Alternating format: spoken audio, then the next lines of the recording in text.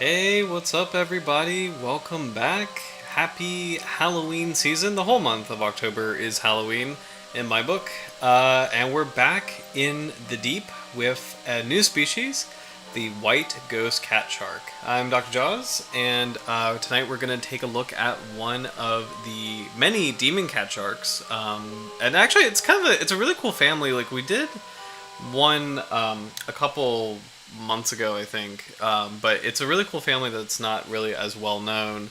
And there's a lot of species. There's actually quite a few demon cat sharks around the world. Dozens of species of this family, actually. But it's going to be really cool to focus on one of them. And it kind of intentionally made my setup a little bit gloomier looking, a little bit creepier looking, just to kind of, bring some attention. Hey, Howard, welcome back. What's up? Hope you had a good weekend. Actually, a good couple weeks. I know it's been a while, so it's good to see you. Hope things have been good and that you've been enjoying October. Um, I was away mostly with family in North Carolina last week, and then my friends got married last weekend. So my girlfriend and I went to their wedding, which was super cool.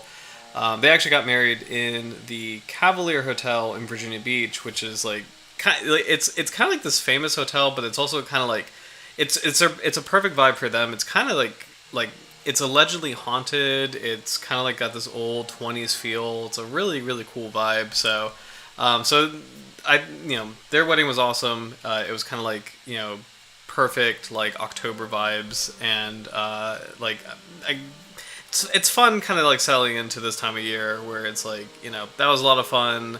The leaves are starting to change down here. It's starting to get more red and more gold. And then the Tonight Shark, I wanted to do something on brand, just with October and kind of the Halloween time.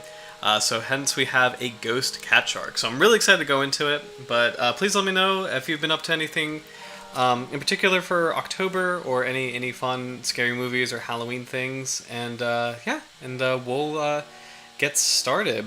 I've been watching like a lot of ghost shows. Oh, nice, beautiful fall weather out here. Been out riding, awesome. Because I remember, I think motorcycles. Like you're a big motorcycle, or you have a couple cool motorcycles. If I'm not mistaken. So, that's really awesome. Like perfect time of year for that. So fantastic. I'm glad to hear that, man. That's awesome. Um, let's see. Oh, sorry, just getting a picture here. It's kind of funny when I set up this fun thumbnail, by the way, for the ghost cat shark. I cut off the most important feature, which are its eyes. So, if you just take a look at the reflective eyes right here, this is actually a picture of the tonight species Apristurus aphyodes.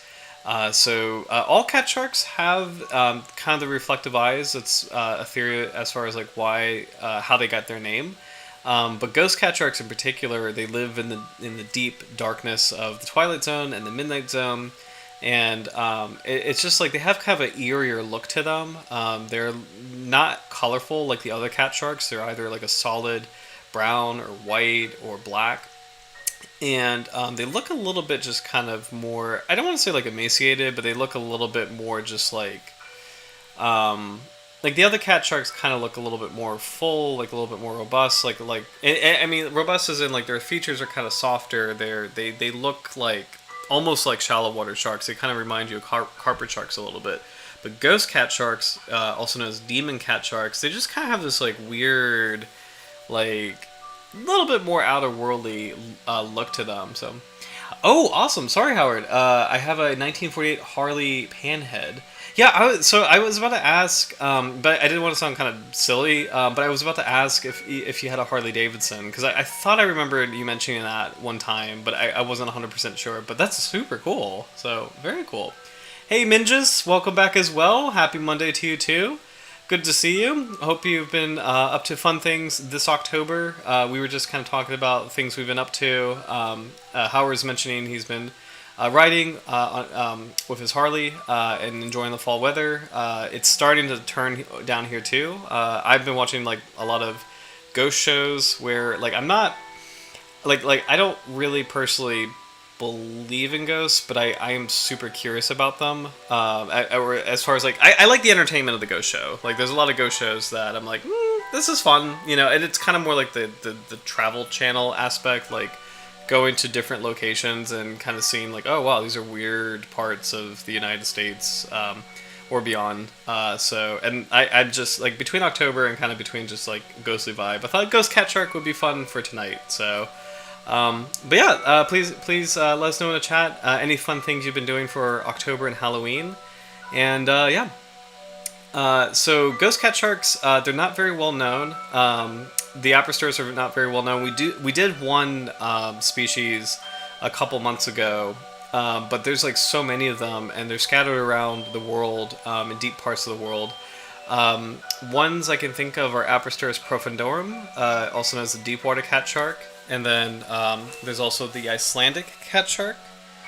That creeped me out. My alarm went a little bit over, so this always happens, by the way, in October. Like I really go full spooky season, but then I also start psyching myself out and just getting jumpy, and every October. So, Minjas, it's kind of crazy how much the seasons have changed in only the past 2 weeks. Catch up with schoolwork, lots of focusing on microbiology. Oh, very cool, very cool. Hoping that for that Halloween spirit soon. Awesome. Oh, Howard, big Halloween party coming up on Saturday. Awesome. Very cool. Oh, are you gonna dress up in a costume? I am gonna do this. This is gonna be it's a multi-year long project because this costume it's so expensive as far as like it takes a long time to get the parts and everything, but I would love to do a Darth Vader costume. I really would love to do that. But it's like, to do it right, you just have to get all these different pieces, and it's just like each one is kind of pricey. So multi-year long project. I'm gonna see if I can get a couple of like, just like dumb like some of like the bodysuit, like the black weird looking like undersuit, and then maybe like the chest box, but that stuff is like really expensive though. So, but year over year, going to do a multi-year long Darth Vader endeavor. We'll see what happens. So yeah. Oh, nice, Howard will go as a pirate. Fantastic. So, dude, love pirate costumes. Love those. I threw a Halloween party in college, and I was like kind of like sorry, my Ghost Catshark disappeared. Kind of a mix of like, it was kind of like a Jack Sparrow-y, generic pirate, Jack Sparrow pirate. Like I think in the early 10s, like you could find a lot of like Jack Sparrow knockoff stuff. So so that was a lot of fun. But yeah, I hope you have fun at the Halloween party. That's awesome. I used to have a full bat suit, like the Dark Knight Rises batsuit. That was super fun, but I can't really do that now with the beard. I do want to keep my beard, and I don't really want to. Oh, hammerhead jump scare! Yeah, I love that. Yeah. So yeah, let's actually because like my desktop kind of, or like the display reverted to my desktop. So. But yeah, as far as Apristurus goes, we have a couple other species to look at. So we'll take a look at some of the cousins of the White Ghost Catshark. And we'll make this full screen. So we might have seen this particular clip before, but it's a good collection of deepwater catshark clips. So this is the same genus, Apristurus, also known as ghost catsharks or demon catsharks. And I was I'm mentioning earlier, they have just kind of this eerie, creepy look to them that other cat sharks, they have softer features. They usually have more color patterns, so they kind of look more like shallow water sharks, even though they also live in the deep sea. But these ghost cat sharks or demon cat sharks, these guys usually are a solid color, and they just have these like very long faces and just kind of this eerie look about them, especially with the reflective eyes. And oh, look at this, the lollipop cat shark. So this one's actually really cute. Very huge gills too. Oh, the file tail cat shark. Look at this one. Parmaturus. I don't know if Parmaturus is in the same family because I'm not as familiar with. I know Apristurus is like the big one, like the big genus of deep sea cat sharks. Oh, look at this. Cat shark egg cases, like clusters of cat shark egg cases. They were actually quite similar looking to chain cat sharks, like Scilurhinus. They have a similar kind of look to them, which is pretty interesting. Also, I mean, the deep. This is really cool footage of just a deep sea environment in general, where believe it or not, there are deep water coral reefs. Some of them being years old. Off the Atlantic or the Mid-Atlantic of the United States, there are corals that have been there since the time of like Jamestown, and the early British North America. That like it's incredible that there's like living organisms like that are that old. So, but yeah. So this is a really great shot, and I love this channel, MBARI. This particular channel has a lot of great deep sea stuff, so I definitely recommend checking them out. We've seen a lot of clips from them before. But yeah, these deep water cat sharks, they have quite an interesting look to them. Pretty active swimmers in the mid-water column. Very long, billowing caudal fins. A very large anal fin actually. Notice how the two dorsal fins are actually a little bit smaller, but that anal fin is really, really large and actually almost looks like a second, or like acts like a second caudal fin. Okay, I do love this lollipop cat shark. This guy is very cute. It is still striking how huge the gills are. We'll go back to this. Those are really proportionally very large gills, or that's a very large, like, it has a really big head.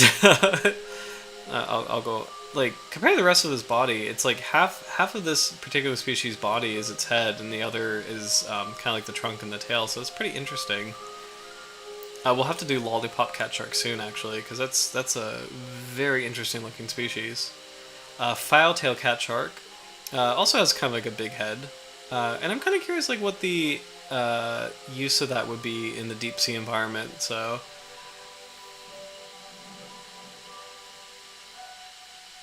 it's pretty cool seeing again this like kind of shelf structure, this rock ledge structure with all of these egg cases. You can see anemones, sun stars, classic starfish. What else is around here? Sponges, it looks like, on the left.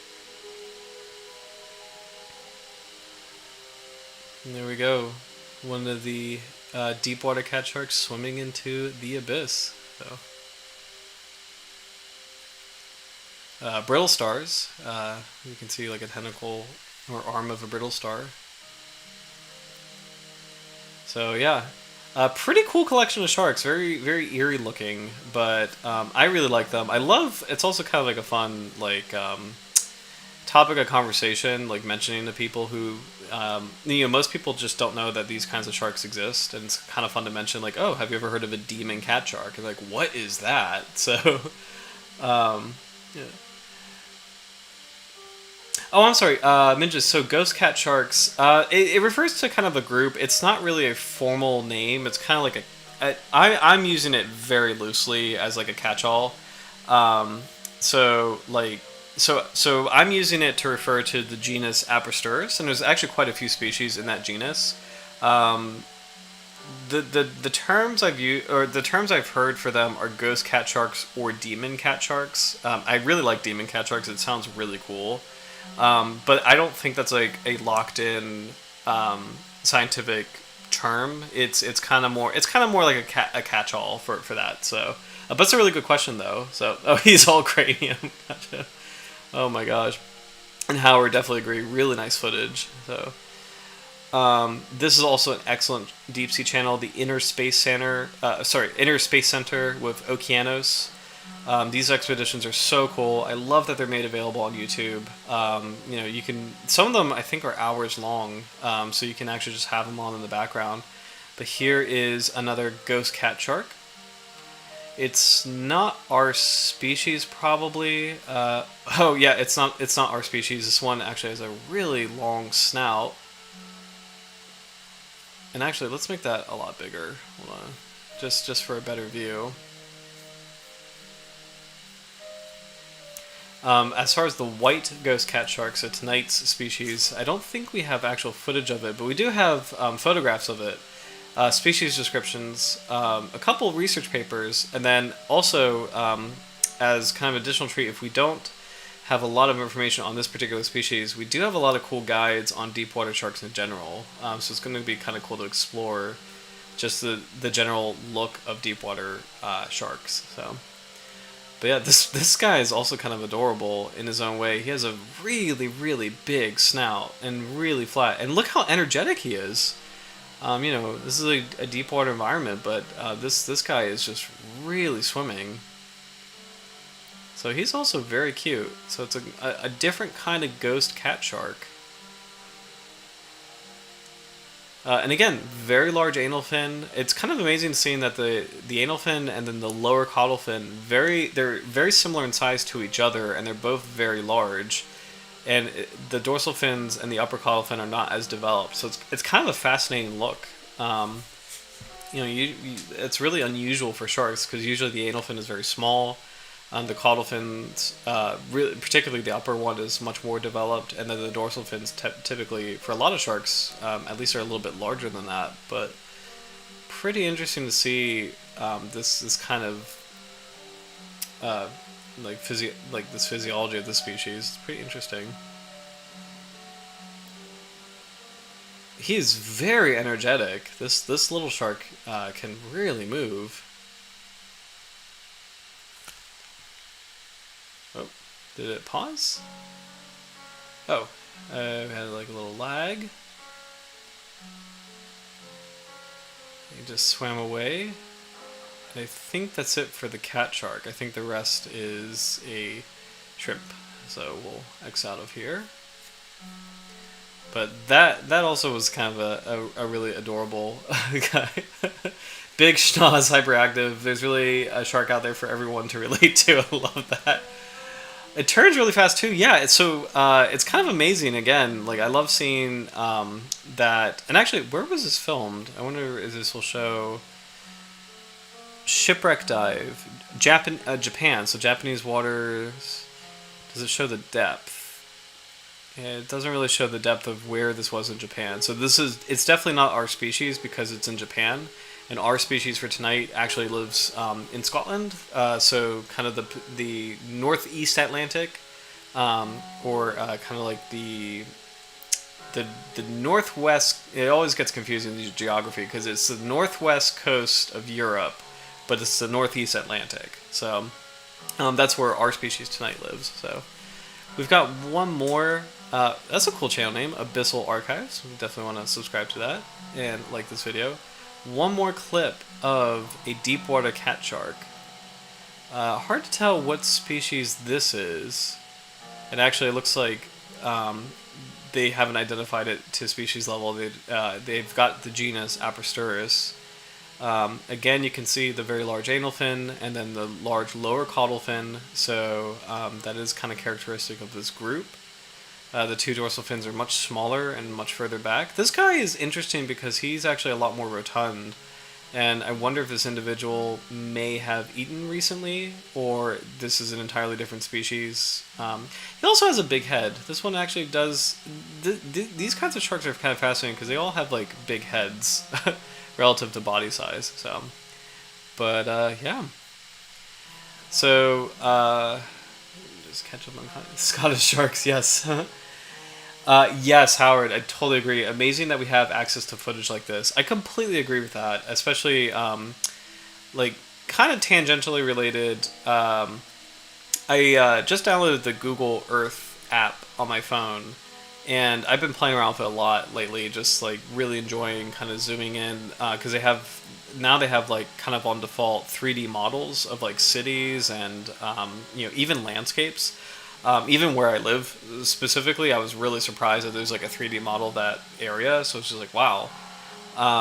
And you have to stop and like appreciate like, there's cartographers who would have just couldn't even dream of that. People who could have used maps like exploring the wilderness, or just to have all that information so concisely put together. I really appreciate that so much, and I really value that so much. I think it's the coolest thing that we have access to this data and we have such a clear understanding of our world in that way. It's so cool. So yeah, likewise the footage to be able to see these deep water sharks in their natural habitat. When I was a kid, that was not the case. Like there was no, it was so rare to get any kind of deep water shark footage. Like in the 90s, the Greenland shark was filmed for the first time, I think in 1996, and that was a huge deal. And like now, I mean, we could see them at our leisure on YouTube, which is so amazing. So, Minjas, I started to notice that deep water sharks seem to have much more flexible tail. Like the tail seem to move without any resistance. Very interesting. Yeah. Let's take a look at their movements. Yeah. This one has a lot of different individuals, so I do want to focus on that. That's a great observation, because that it opens up an interesting door in terms of like the fluid dynamics of the deep sea environment, where you have a lot more pressure. So all the pressure like on this particular shark is it's surrounding the shark, but how does that affect like the viscosity of the fluid? Like how does it affect the shark going through the fluid? I'm not as good with the physics as far as like how the relationship between the shark's body form and like the fluid dynamics in a deep water environment work. But that is a really good question though, because you can make a really great argument that there's at least a subtle difference between the deep water environment and the shallow water environment, where the shark is the shark pushing against more, like, is it more effort to push against a water column, or is just, maybe it's not really that, but more so like the density of, like the pressure and the density of the water that far down. And then we're talking like Twilight Zone, so we're Twilight Zone and beyond, so we're talking like maybe not even 200 meters, like let's just say 1,000 meters, 1,000 meters and beyond. So I guess Midnight Zone, so 1,000 meters and beyond. Does that amount of pressure, affect water viscosity, where you have to adapt in a certain way as an animal, and you use you exert a certain amount of energy, kind of like it's like it's not really cruising through water the way we know it, but like you're kind of slipping through like a denser material. It's hard to describe. I'm not as good with the physics on it, but there are a lot of really cool studies on the relationship between a shark's body plan, fin type, and the amount of drag they create and friction they that's applied on their body as they go through the water column. And that, your question is really great as far as that relates to this particular group of sharks, where it seems like there's a lot less investment, or like a lot less, like, I shouldn't say investment, but like a lot, I'm just gonna say it, a lot less investment in like the pectoral fins, other forward fins, but that there's a lot more development with the rear fins, like the anal fin and the caudal fin, where maybe that's all this particular type of shark needs, is in order to generate enough thrust or enough force to go through the water column. Like you have this big head, pushing through the water, propelled by this massive tail, and like the pectoral fins and the pelvic fins don't really need to be as developed, or even the dorsal fins. There doesn't need to be as much development there. So it's a really cool thought, like really, really cool question. That's a really great scientific question, actually. So much more wiggly. Yeah. Yeah, and actually, no worries, because I just saw your comment of increased pressure. Because like I'm not as familiar with it too, because there's so many deep sea animals that seem like delicate, and they seem like it's not extremely apparent like how the amount of pressure affects them, and maybe, and if I'm remembering kind of like from a scuba diving perspective, the pressure affects gas a heck of a lot, but maybe it doesn't affect like other like tissues in the like, or not other tissues, but like body tissue or fluids in the body. It's not quite the same effect. So if like this was an animal that if we were talking about a marine mammal, that would be completely different because like the gas would be expanding and contracting so much with the change in pressure. But with a shark or any other kind of fish or animal that just breathes underwater and is kind of like I guess like it's probably maybe its internal body pressure is like equivalent to or like maybe the internal body pressure of the shark is kind of at this homeostasis with its surrounding environment, where it's kind of like the pressure exerted on it is being matched by the pressure within the shark itself, where it's like it's so adapted to its environment that there's kind of like a balance there. I don't know. I really don't know. I should get like a physicist on the stream sometime, like, and interview them and ask about deep sea, like how pressure affects deep sea animal movement, because that's a really fascinating subject. Actually, it's a really good question. So, because like we do know that when we haul deep sea animals up to the surface, they kind of like explode. Like they can't handle that sudden change in decreasing pressure, and so a lot of their body cavities explode. Like that infamous like meme of the blobfish is actually a great example of that, because that's actually not how the fish looks naturally. That's how the fish looks when you haul it up to the surface. So yeah, I don't know. It's a really great question. And I don't have an immediate answer for it, but it's an excellent question though. So. Howard, I love that. It looks effortless, but we know better. Love that. Absolutely. So, all right. So, White Ghost Catshark. So this is tonight's species. So this is a cousin of all the sharks that we saw moving, all the sharks we saw in the video clips. But this is our focus for tonight, and I think the name just itself is really cool. It's just very spooky. So. One thing you can kind of notice is, like its cousins, the head is really big. I kind of feel like compared to the other species, the body is a little bit larger. Like it does, this particular shark does have a big head, but proportionally to the body, it seems pretty well spaced out. You still have the large anal fin and the large lower caudal fin, and then the smaller dorsal fins. But this is not as dramatic as some of the other kinds of Apristurus sharks we were seeing. So let's check out what Fishbase has to say. No image available for the species. Interesting. The family is Pentanchidae, so deep water cat sharks. Etymology Apristurus. I'm actually... Let's see. So means without. Pristus means saw. So this means referring to an absence, so without a saw, referring to an absence of sawtooth crest of enlarged germ denticles along upper edge of caudal fin, as found in closely related Apristurus. Okay. Aphyodes, Greek for whitish, referring to its pale gray coloration. I like that. Okay. This is a very deep water shark. This is exclusively in the midnight zone, actually. So 1,000 to 1,800 meters.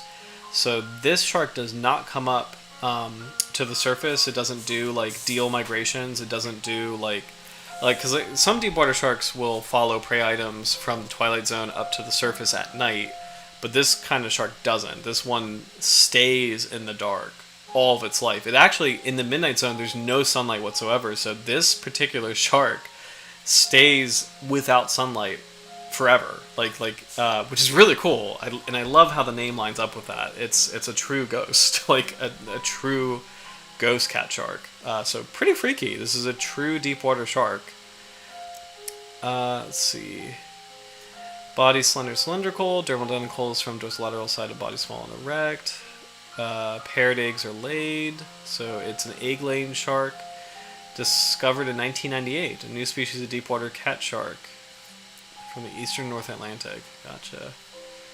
All right.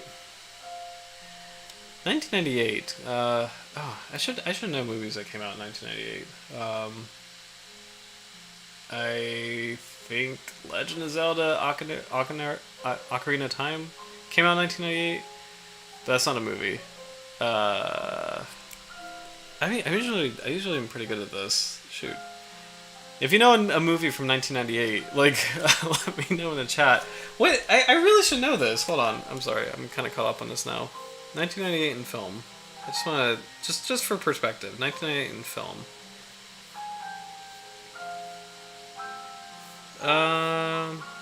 Saving Private Ryan, Godzilla, Bug's Life, Mulan. Okay, Shakespeare in Love. Gotcha. Okay, so this species was discovered the same year as A Bug's Life, so, or Mulan, or Shakespeare in Love. White Ghost Catshark, Apristurus aphyodes. Oh, it's an interesting image of this.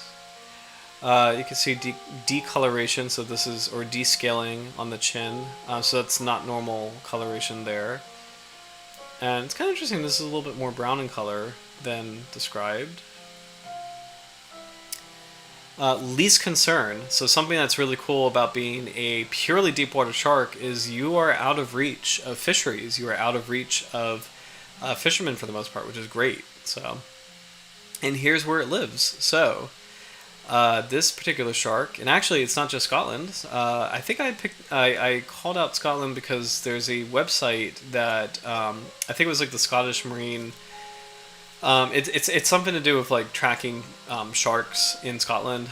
So I think that's why, I think I have it up here somewhere, so I called it out. But this shark has a much larger range than I originally thought. So this is actually, you can find this species in Iceland, Ireland, and France, as well as the United Kingdom. So, very cool. So in these shelf waters,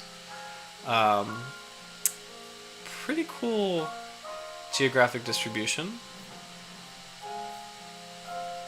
Potentidae is the family. Least concerns, great to see that. The White Ghost Catshark, Apristurus aphyodes, is a small deepwater cat shark known from the northeast Atlantic Ocean. The species occurs on the continental slope at depths of 800 to 1900 meters, so that's a little bit larger than the fish space range. So this shark does peek into the twilight zone apparently, but at the deeper part of it, so it still probably doesn't really see sunlight. The White Ghost Catshark is occasionally recorded in deepwater research trawl surveys, which have shown increasing trends in catch over time. This species, that's interesting. That's usually the opposite for sharks. So, the species is mostly recorded at depths below 1,000 meters, suggesting the species has refuge from fishing activities across much of its range. Further research is needed on population size and trends, life history, and catch rates should be monitored. At this time, the population trend is suspected to be stable based on the levels of fishing effort across its range.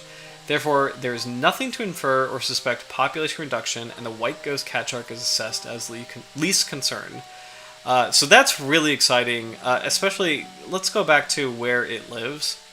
We've talked about a couple times, like the Mediterranean is really, there's a lot of shark species that are not doing well, like especially angel sharks in the Mediterranean.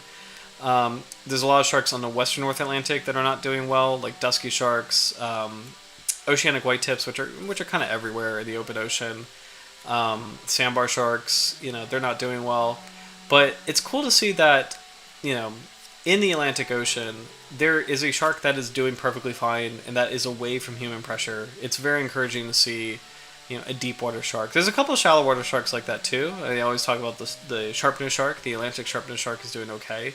But it's really cool to see that there's a deep water shark that just, in some of the most populous places in the world, it maybe not Iceland, but, Europe,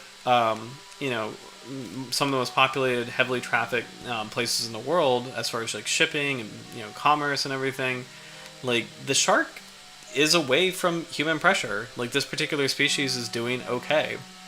It lives in a deep, dark, midnight zone and is away from fishing. So that's really, really cool to see. I love stories like that for sharks. So yeah.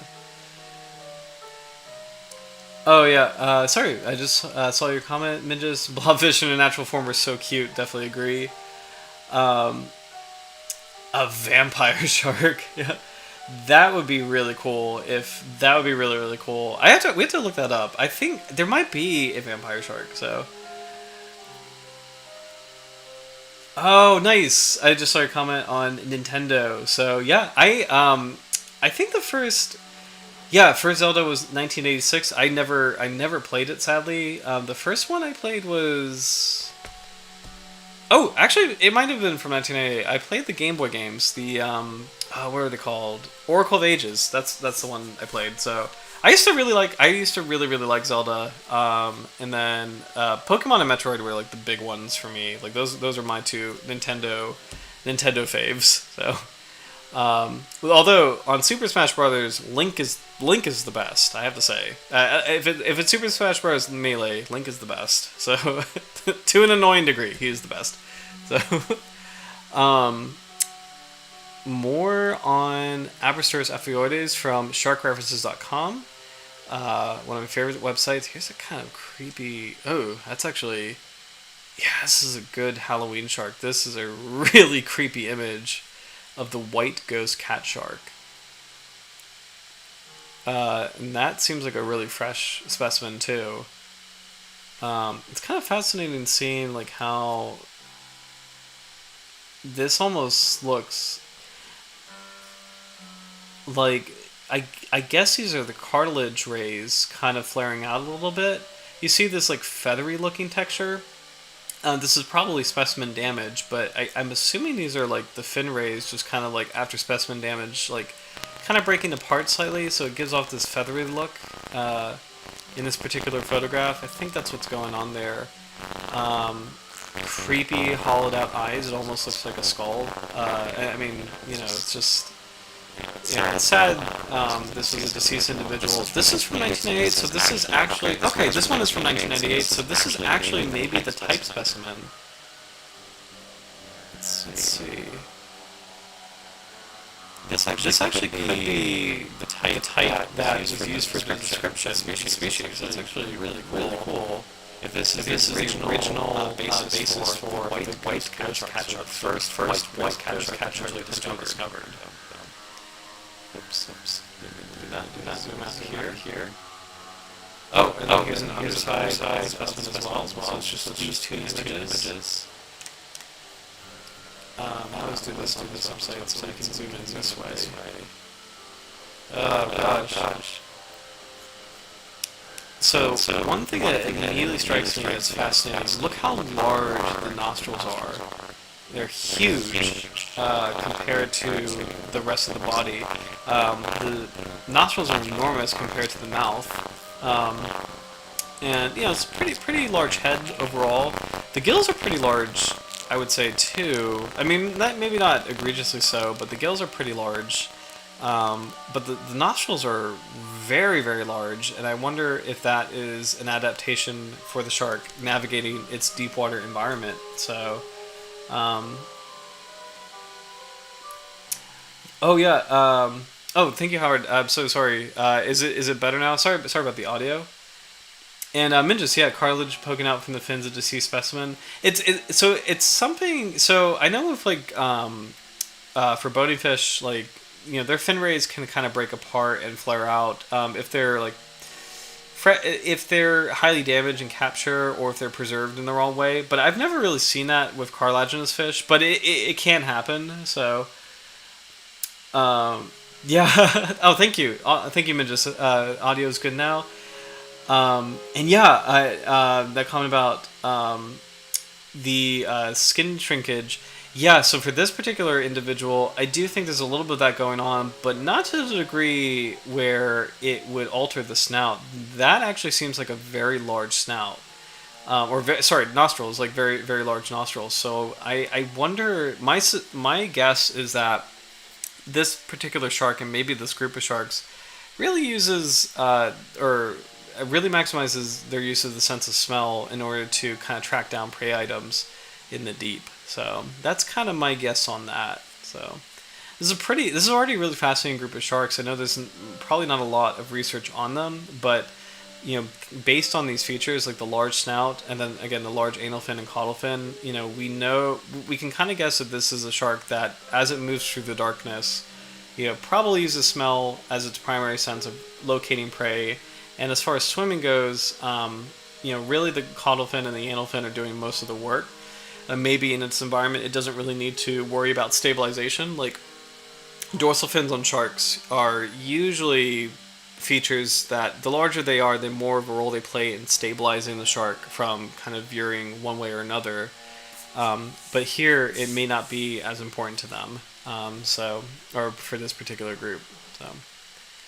Kind of related to that, one thing I'm noticing is that the head of these kinds of deep water cat sharks, it seems a little bit more like compressed, where it almost makes like a triangle shape with the edges of the head kind of flaring out a little bit. And I wonder if that is a way, maybe a strange feature that kind of additionally helps with stabilization as it swims in a water column. So we'll have to see.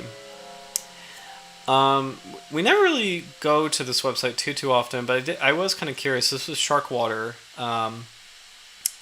which was a documentary by Rob Stewart, and I think there's a group of articles on different shark species. So I was kind of curious what the website had to say about the White Ghost Catshark. So here we go. Actually, that's actually not correct. It's a different family. This species is only known from 30 specimens caught off northeast Atlantic. This deepwater shark is a bathypelagic species, current depths of 1,000 to 1,800 meters. Its distribution range goes from the northern Bay of Biscay and Porcupine Sea Bite to Lousy Bank. Love these names. Okay.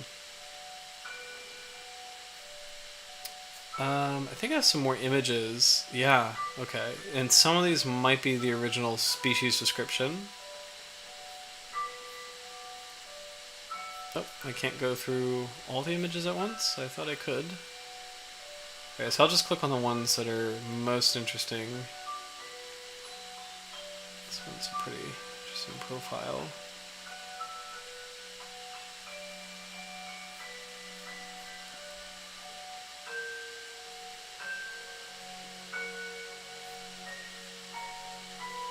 It's a little blurry. This specimen is very damaged.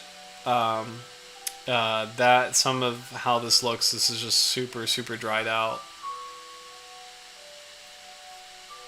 But again, pretty large snout. Could be the same individual we saw earlier, actually. Let's see if we can get some others.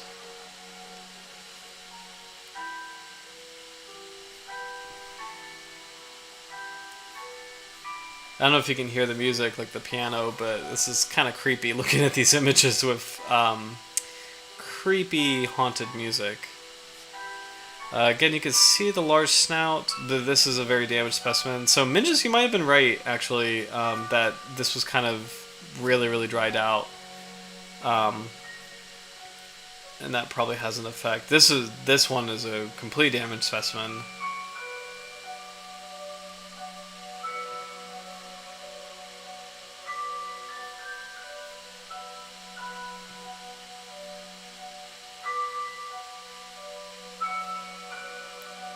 And this is from it seems like this is from, I think there was a note that this is from 1998. It's not loading. That might be for the best. It's kind of a creepy photo.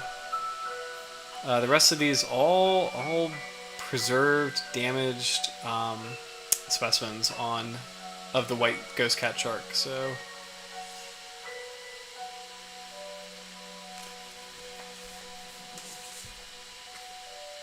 yeah, that's kind of taking a while to load, so we'll just kind of keep moving, because that's just creepy. So, this was the Scottish website Maps Marine, which I thought was kind of interesting. So, it has data points on this species, and you can actually apparently do layers of different shark species. So the way I have it toggled is these are actual sightings of the White Ghost Catshark off of Scotland. So, and I'm assuming this light gray area is Scottish territorial waters. So, this is the exclusive economic zone of Scotland as far as management of marine resources. And it's kind of cool to see that the distribution is in the northwest area. So, Perfectly spooky music. Oh my gosh. Um, oh, interesting. I love this comment, Mingus. But at the same time, with my limited experience with preserved organisms, the skin only shrinks as much as the bones allow. So even with cartilage, I assume it's the same. Let's see. Pickle cat shark. Let's see. Yes. Oh, yes. I'm sorry. Yes. So, the snout. Yes. So I think you're right because the in sharks, like even though the chondrocranium, which is like the equivalent of the skull, quote unquote, even though that's made of cartilage, it still is a rigid enough structure where it shouldn't be shrinking. So, yeah, I think you're right that proportionally it's probably is the same or similar.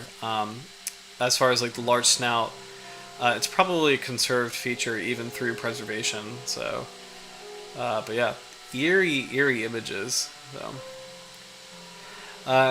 Let's take a look at. There are a couple FAO guides on the species. Oops, didn't mean to Google search deep because that's going to trigger everything. Aphyodes. I'll go back to aphyodes or control find, not Google search, control find. But I think what we'll do is that we'll take a look at the FAO guide notes on the White Ghost Catshark, and then we'll take a look at some research, and then for the rest of the night, we do have some cool field guides on deep sea sharks in general, so I'm excited to kind of peruse those. But here we go. Apristurus aphyodes. So this is from a FAO catalog, and I think this is a general guide, not necessarily deep water exclusively. But these are always really great places to start for species identification and to get an idea of what the shark looks like in life. So here we go. Alright. So the holotype of this shark was an adult male caught from George Blythe Bank. Okay. And about 1,200 meters. Synonyms are Apristurus atlanticus. Okay. Cool. The names, here we go. Oh, this is great, actually. Oh, yeah, okay, here we go, yeah. So, it definitely does have very large nostrils. Although this drawing this is bulging out so much that this drawing could be of a preserved specimen. This particular drawing right here looks pretty robust, so that looks like a equivalent, or closer equivalent of what the shark might look like in life. But this particular illustration down here, this looks a little dried out, so... pretty nasty looking teeth.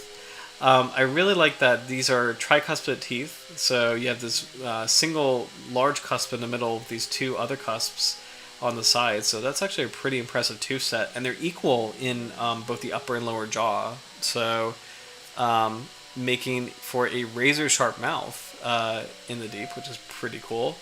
Hey Quackers, welcome back, good to see you. Spoopy cat shark. Yeah, so this is we are doing the White Ghost Catshark, so spooky shark study party. Nice thing is next week will be the actual Halloween week, so I'm excited for another scary or spooky shark for next week as well. But definitely in a ghost kind of mood, so I'm excited to cover this species and this group of sharks. It's a really fascinating group. As far as just like they live so far down, like they're so like exclusively deep water, like they don't really come up at night at the surface, and I just think that's a really cool feature to see a true deep water shark. So let's see. So some field marks: head broad and flattened, with an elongated snout, large nostrils, and a long arched mouth extending well into the front of the eyes. Labial furrows very long, uppers shorter long in length than lowers. Color is uniform pale gray with slightly darker edges on some fins. Okay, diagnostic features. Here we go. I won't read all of this, but I will just kind of skim through it. It's a slender to heavy-bodied Apristurus. So this is a group of sharks known as ghost cat sharks or demon cat sharks. Let's see. These are all really detailed physical descriptions. Dermal denticles along dorsal body flanks small and erect, strongly tricuspidate. That's kind of interesting that the denticles are like upright. Usually shark dermal denticles are quite flat. They kind of work as a way to help streamline the shark through the water. So I wonder how this relates to the shark swimming. Let's see.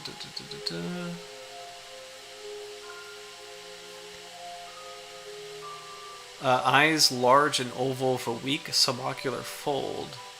Spherical small. I didn't even notice it. Located slightly below level of horizontal axis of eye.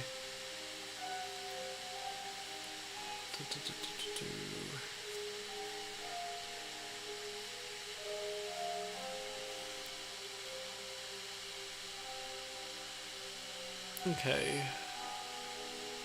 Again, uniformly whitish to lead gray with fins being slightly darker. Pretty interesting species distribution here in the Northeast Atlantic. Iceland to the northern Bay of Biscay. It lives in the deep Atlantic slope from 1,000 to 1,800 meters, usually over soft bottoms. Bottom temperatures where the species has been caught range from 3 or nearly 4 degrees Celsius to 9 degrees Celsius, with a salinity of 35.1 to 34.9 parts per million, or ppm. No, that's something different. So the salinity that they're talking about, this is not really meaningful to me because this is just normal seawater. Normal seawater is around 35. So that's just full seawater. The temperature is really interesting. I want to calculate that to Fahrenheit because America be doing its own. I don't know why it does its own thing, but anyway. So we have weird measurements, and I don't like them. So for an equivalent, that is 39 degrees Fahrenheit. So that's extremely cold. And the high is 9.7 degrees Celsius. So the high is 49.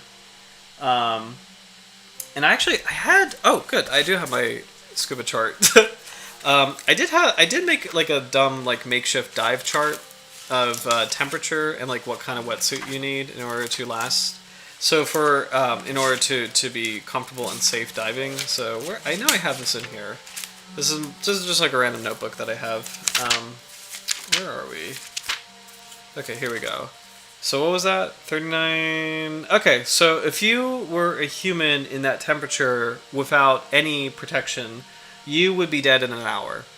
So the shark lives in an environment that's so cold, you would last an hour at best and probably expire much more quickly than that. So at best, you would last an hour. Assuming you could breathe underwater, you would last an hour temperature-wise where the shark lives, which is pretty wild to think about. Scuba-wise, you would need a dry suit, which is a suit that completely expels any kind of water. You can't let any water in, and it's working off of your internal body temperature. However, at that depth, which is impossible for scuba diving, but like 1,000 meters, I mean, the pressure in your suit would be just explosive, unless you had a way to discharge it. But there's no. This shark lives in an environment that's impossible for humans to be in unless there was like really specialized craft, like a submarine. So it's really cool to see that. So a shark sickle, yeah. Oh my gosh. Oh god, you're telling me ppm can mean other things? So yeah, that's a great question, and just because, like, I'm used to parts per thousand, ppt, and for seawater, for salinity, usually parts per thousand is 0 for fresh water, and 35 for salt water. But there's a new one that is it's basically the same thing, and I forget if it is ppm. And I forget what it means. Actually, let me look that up really quick. While I'm doing that, I'll show, since Quacker's joined on, I want to show some cousins of the White Ghost Catshark. So these are other kinds of ghost cat sharks or deep sea cat sharks. And I'm just going to look up salinity measurements.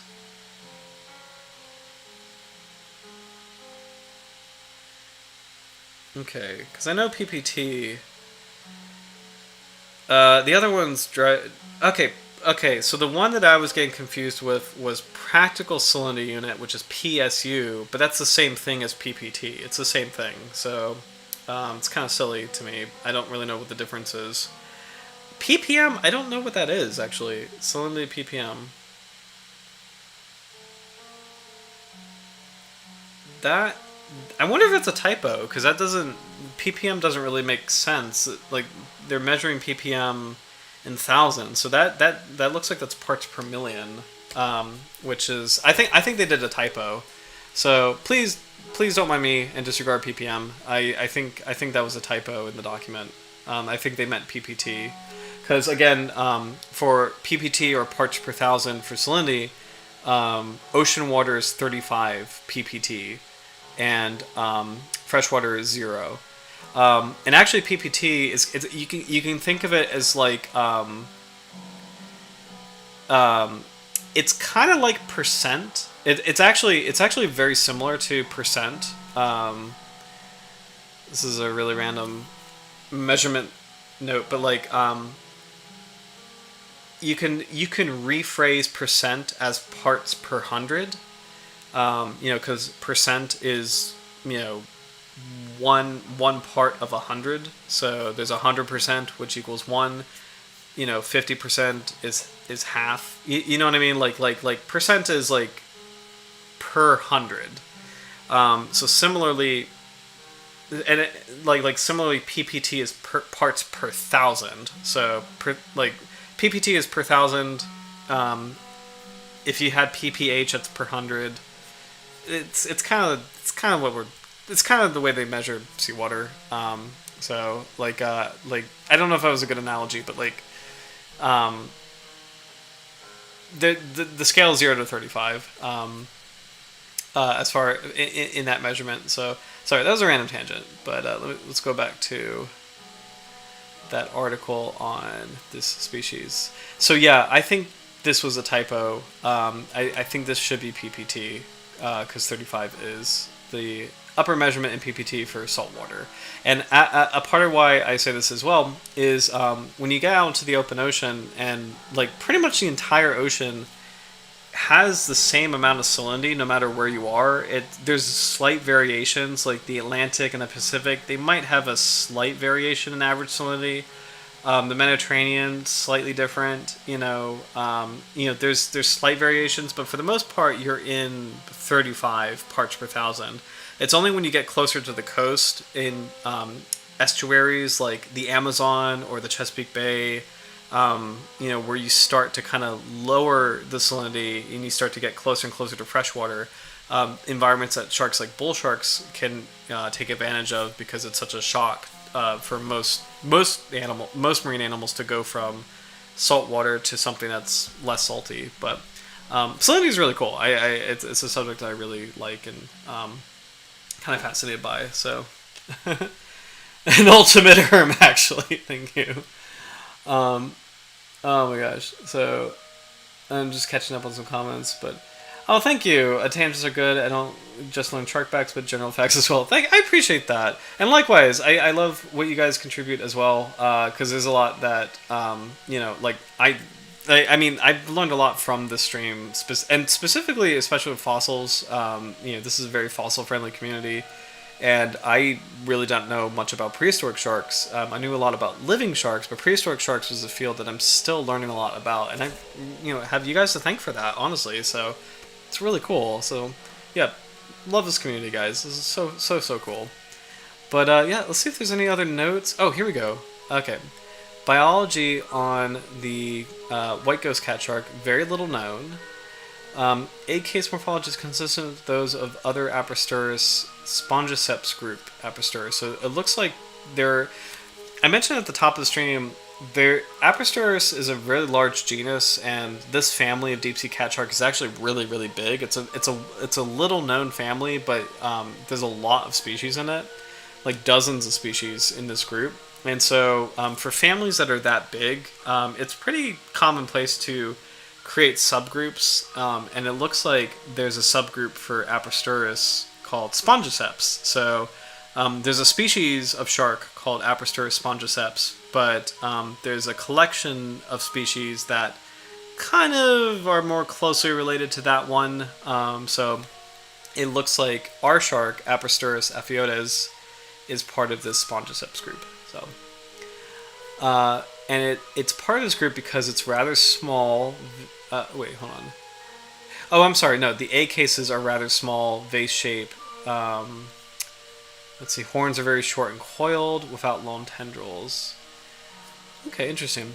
The diet for the white ghost catshark is poorly known, but includes crustaceans, mostly shrimps and euphausiids, cephalopods, and small benthic fishes.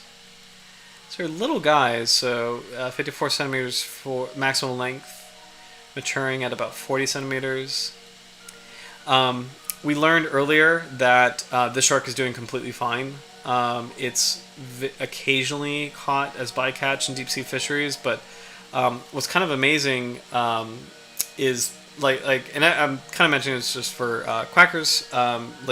This shark we've been catching a little bit more and more of it as time has gone on, and that's so different from the story of other sharks. Like usually in fishing records, you're catching less and less sharks. But we were checking out the IUCN Red List assessment on this species, and it was saying that, this shark doesn't really show up that often, and we're getting slightly more numbers of them, and it indicates that it has a refuge at depth. It doesn't really run into fishing as much, which is super cool. So, catches of this and other deep sea sharks are generally not recorded, as they are discarded at sea due to lack of commercial value. And that's great. I'm really glad that these sharks don't have commercial value. That's great, because we want them to be safe and away from human impact. So, the white ghost catshark, as with most Apristurus species, are small and soft-bodied. So, conservation status. This has been updated since this article, so it's now least concern. Again, the morphological and meristic characteristics place within the A. spongiceps subgroup. So this is a shark that is more closely related to Apristurus spongiceps. Let's see what kind of shark that is, if it's in here.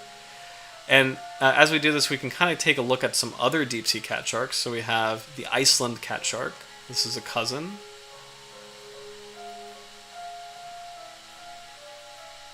The classic ghost cat shark, Apristurus manus.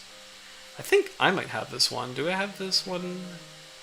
Kind of do. So this one is off of New England. So it's off of Massachusetts, Gulf of Maine, Canada, Nova Scotia, Newfoundland.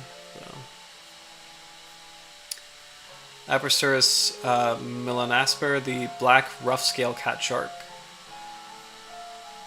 This one's kind of a more famous species. Oh, and this is one that we have off New England and the Mid-Atlantic. So this is one very far down. See how many there are already? I think this is a regional guide, but you can see there's quite a few Apristurus sharks. So small eye cat shark, Apristurus microps. Oh, this is a big one. Apristurus profundorum. This is a very famous species, the deep water cat shark. So this is kind of like the classic of this group. Oh, and this is one that is also, this one's off of Connecticut, New Jersey, New York, Connecticut. Really cool. Alright, there's Galeus, which is an entirely different genus. I want to see if Spongiceps is here. He might be here. Oh, he actually maybe it might not be here because this might be alphabetical.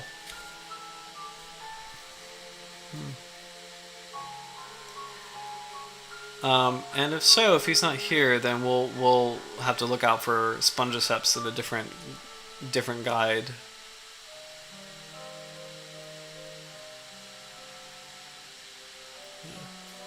The White Ghost Catshark. Okay, oh, and here's a nice comparison of all of them. So, Profundorum, Manus, Microps, Aphyodes, so this is ours, Melanoasper, and Larsonii. They all have the basic shape, so again, it's really cool to see. They have the very large anal fin, very large lower caudal fin, relatively big heads, but small dorsal fins. And there's just slight variation between them. So, pretty interesting looking group. So, oh, spongy. Oh, Quackers, I love that comment. They look so goofy. I choked on my tea. Goofy, cute, and spooky. Yes, I actually, yeah, I agree that they're kind of, there's something about them that's a little eerie looking, but I can also see kind of like the goofiness or the kind of like the adorableness of them, especially the lollipop cat shark. We saw that on footage earlier. So here's another guide. I don't know if it's gonna have. This is more of an identification guide. That's actually a really cool drawing. That this looks to be a little bit more in life, but body whitish to pale beige, young pale gray, upper labial furrow equal or short lower one. Snout longer than mouth width. Okay, got you. And I don't think it's going to go into more details on the White Ghost Catshark. This is...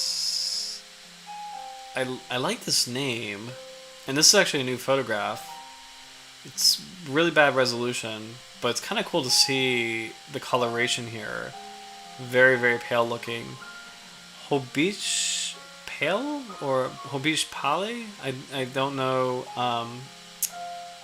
how to quite pronounce that, but I'm assuming that particular word is closely related to the word pale, which I kind of like, you know, with it kind of lines up with the whole ghost cat shark theme, or the White Ghost Catshark. Grainy photo, but really cool photo as far as like the coloration. It's probably not going to show more, so we'll keep looking. This is a cool plate arrangement. We'll go back to it in a second. Just want to verify, this is comparing all these other cat sharks. I don't think Spongiceps is here, but ours, Apristurus aphyodes, is number 4. So let's just take a look. And we can compare all these ghost or deep water cat sharks together. So the one in the middle, number 4, is the White Ghost Catshark, so tonight's species. This one looks really cool, although this is probably just kind of the photography error. Number 5, it looks gold compared to the rest, but this is also just this is just a photo thing. It's not compared to the rest. It looks really cool, but like it's that's just photo error. You can see that the White Ghost Catshark has a bit of a smaller head compared to number 5. Number 3 also has a bit of a small head too, but this shark is completely black. The White Ghost Catshark has a slightly smaller anal fin as well.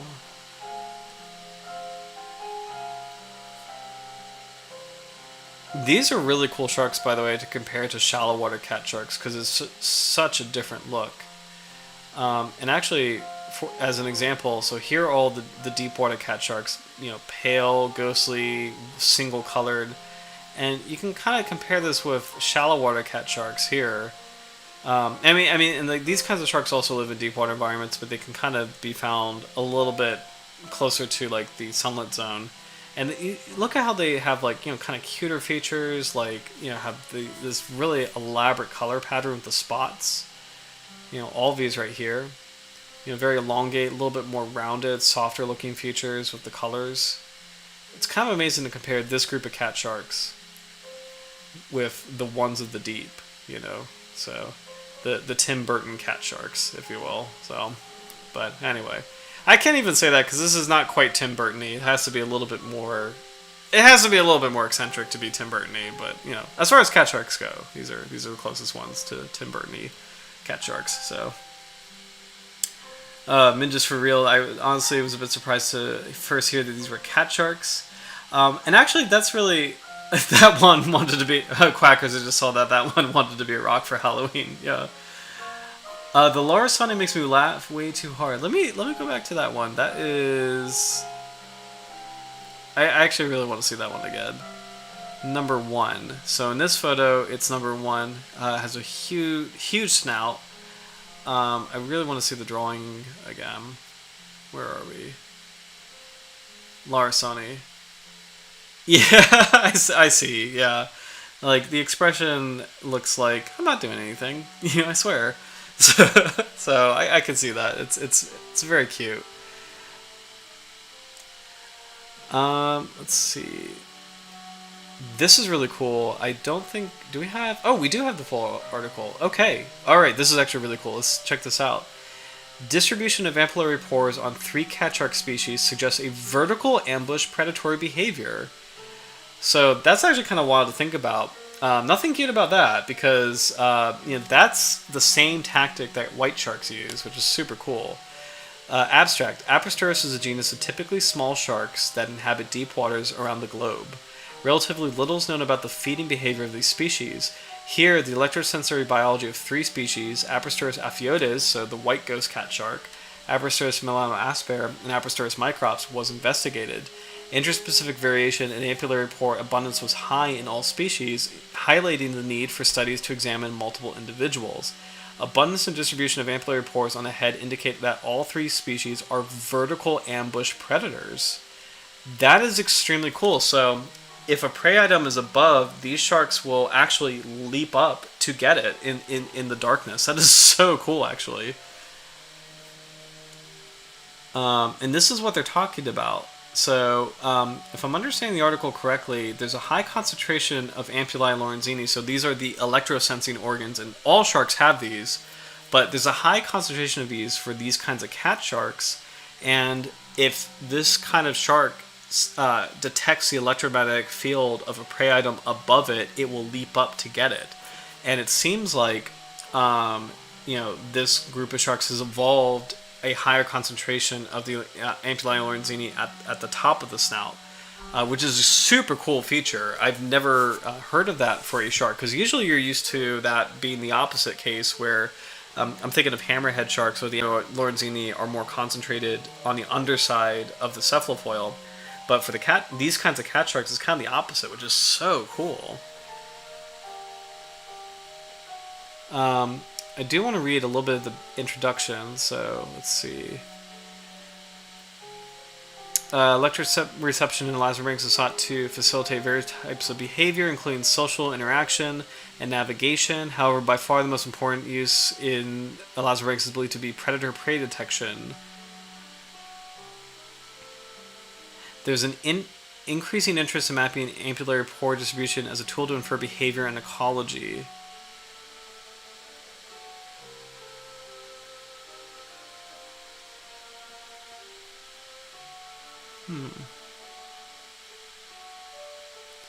There's a growing need to better understand the ecology of deep-water dwelling species such as Apristurus, which are under increasing pressure from both targeted and non-targeted species. There are 36 species of Apristurus, so you remember I said it's a really large group. I actually didn't realize it was that large. It's a single genus of deep-water cat sharks. It's so cool. We suggested the ecology of Apristurus may be inferred from ampullary pore distribution by comparison with species in which their ecology is better studied. Let's see. Oh, is Larsoni here? I think he is. Okay, Larsoni is here. So there's a note about our white ghost catshark. So it lives in a depth of 1,000 to 1,800 meters. Preys upon crustaceans, cephalopods, and small teleost fishes. Okay. Just for comparison, I do want to read the others. Melanoaspera, there's no studies on its diet. Microps feeds on fishes, crustaceans, cephalopods. So, kind of similar. Oh, here you go. Look at this. So you can see the differences in the species. Look at the eyes, too. It's so spooky looking. So here's the white ghost catshark, which has actually very large eyes. Apristurus melanoaspera is interesting because there's a huge concentration of ampullae on the underside of the head. And then Apristurus microps, kind of intermediary. So Apristurus aphyodes seems to have these really cool channels of ampullae lorenzini here. and less so on the underside. It's pretty interesting.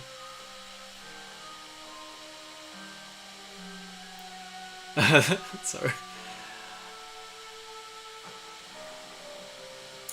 Yeah, I was just catching up with the comments. Sorry. Yeah, like love the comments. I love seeing like there's genuine like surprise on the vertical prey tactic, which is so cool, and the number of species. Howard, love that comment. Wow, about the 36 species.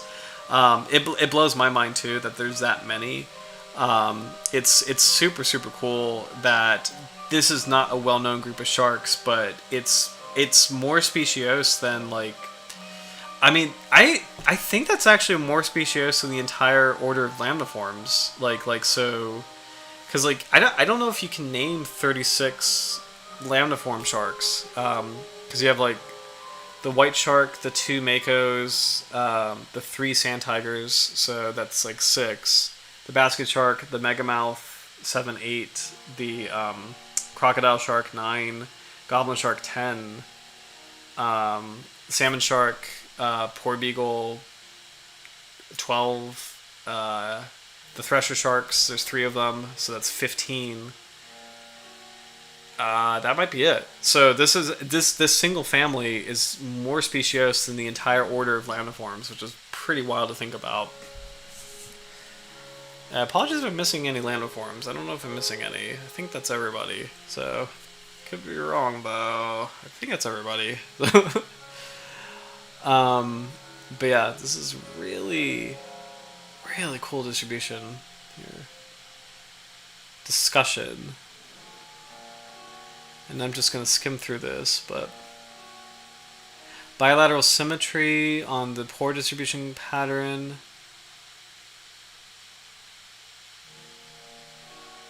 And as we know, bilateral symmetry is like most or almost all vertebrates have it, where it's like if you kind of split if you did like a kind of a cross section of an animal down the middle, it's like the two halves of the sides of the animal are the same or are symmetrical. So if you kind of like did a split like on my left and right side of my face, it's the same. You know, it's symmetrical.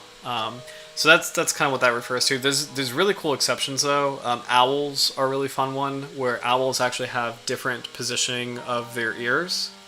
So owls have on one side of their head, their ear is actually higher than the other side of the head, and it helps with hearing overall. Flounders are also a great example. Flounders are just extraordinarily bizarre looking fish, where they defy the entire idea of bilateral symmetry. So, yeah. Let's see.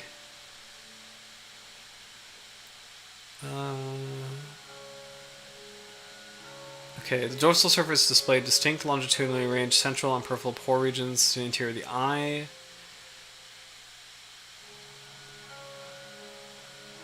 Okay.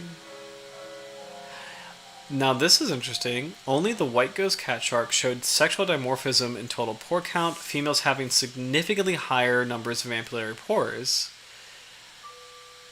However, a scientist found the highest number of pores on female individuals of another carchariniform, the Oman shark, which suggests sexual dimorphism and total pore count could be an interesting area of future research. Interesting. That's actually really interesting that females would have more ampullae lorenzini than males, and the question would be like, why would they need that? Like, what would the difference be? Because you would think the only thing that would make it different, you know, between like males and females would be mating, but that implies like, do female sharks seek out males or more? I don't know. I don't know why they would have a higher concentration of the ampullae lorenzini. That's pretty interesting.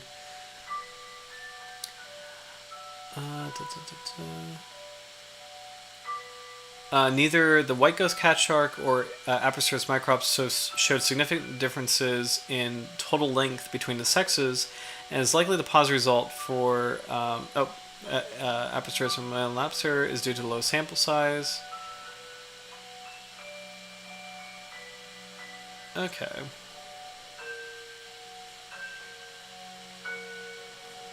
Just kind of scanning through this.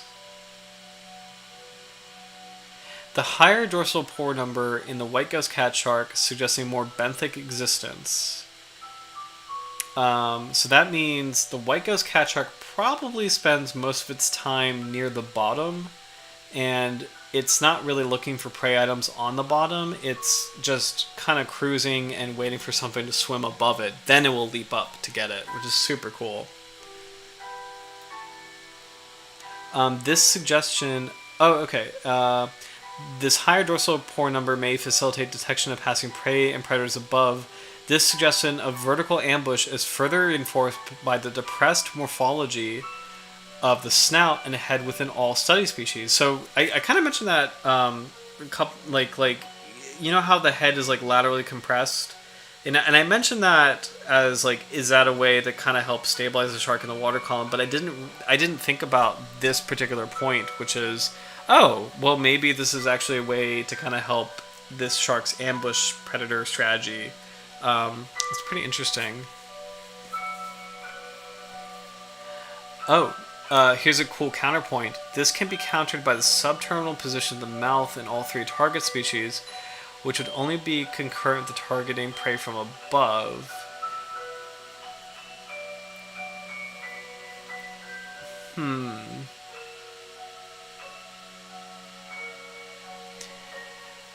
The White Ghost Catshark has greater electroreception resolution on the dorsal surface, whereas it is on the ventral surface that... another catshark exhibits greater electroreception.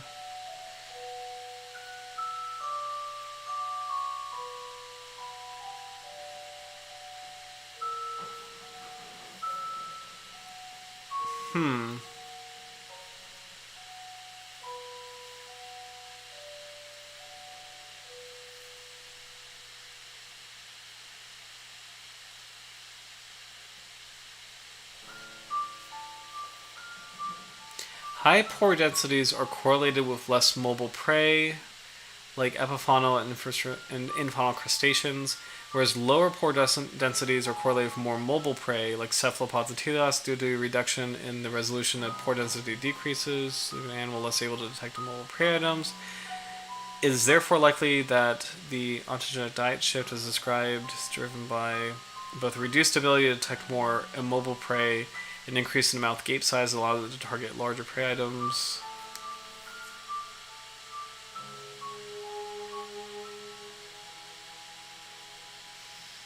So it seems like there's a lot of opportunity in terms of like figuring out more about what's going on with like the higher pore count. It's really cool to see. So, and if I'm reading that correctly, the more ampullae or lorenzini that you have, the more electroreceptive pores that you have, the more likely that the prey you're trying to detect is mobile. So there's a really cool inference that the White Ghost Catshark is hunting mobile prey above it as it's cruising along the bottom, and it will leap up and do kind of like a vertical ambush strategy.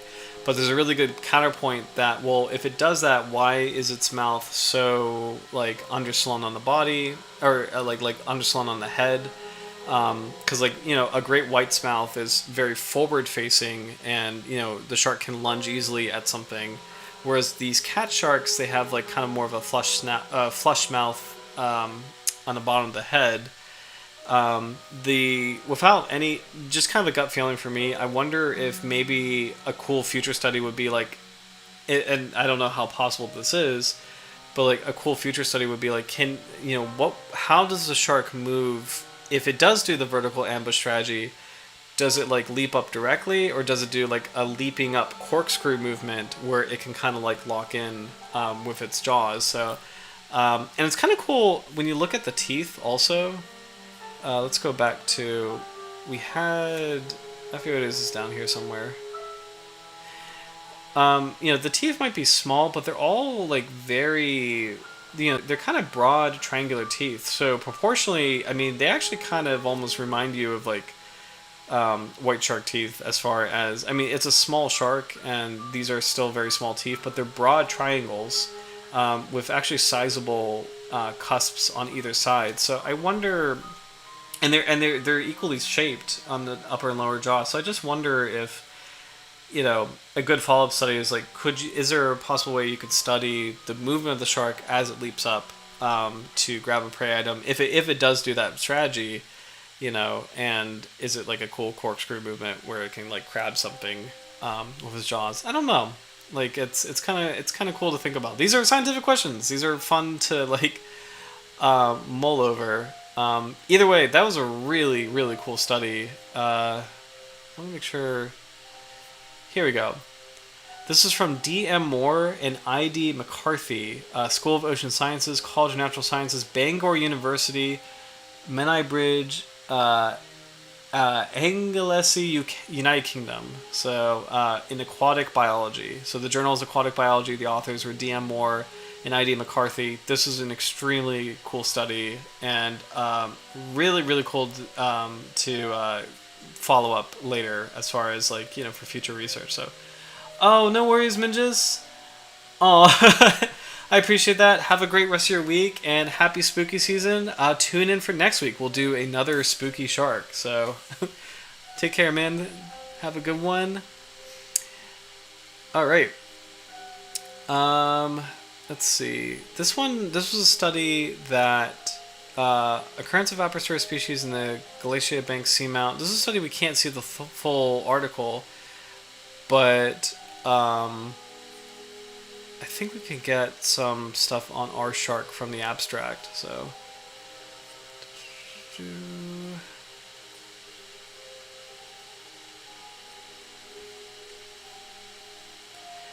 yes. Oh, Howard, definitely agreed. Nice dentition. Yeah.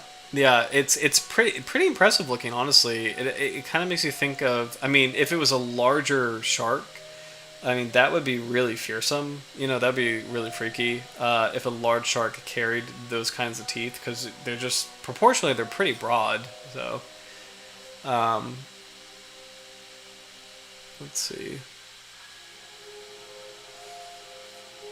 I think this is more genetics, and it doesn't really go into detail about our shark. This one.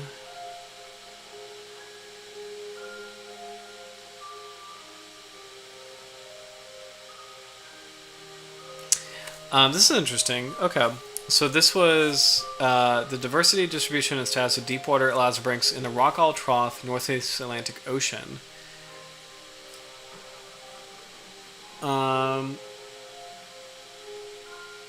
During this period, okay, so just to read the abstract, data from scientific deepwater trawl fisheries survey in the Northeast Atlantic were analyzed to determine the spatial and bathymetric distribution of elasmobranch species and assess the change in relative abundance over the period of 1998 to 2013.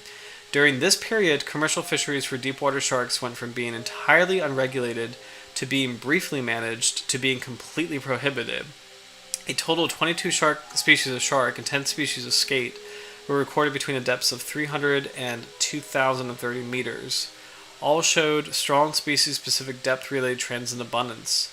Out of the 11 more common species, 5 showed no change in relative abundance over time. 2, Centrophilus, this is a gulper shark, and Centrosolacus crepidator declined significantly, and 4 increased in relative abundance. So our shark, the White Ghost Catshark, actually increased in abundance over time, and that, I guess that's what the IUCN Red List was referring to, as far as this shark actually growing more common. Another Apristurus, Galeus is another cat shark, and Diana is, I think this is a birdbeak dogfish, if I'm not mistaken. It's a kind of dogfish. Assuming these populations were depleted by fisheries in the past, the current data do not suggest that there have been an overall recovery. Positive signs for some species in the most recent years suggest movement or recruitment back into the area. However, it is a concern that the two species continue to decline. There's a continued need to have precautionary management of these elasmobranch species, and the current ban on landing these species in European waters remains appropriate. Okay.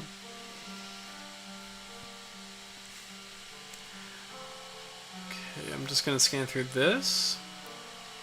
It's almost 10:30. Actually, it's a good time to pick next week's shark. So please let me know in the comments what shark you'd like to do next week. We have quite a few deep water ones that we could cover, and I can throw out some suggestions as well.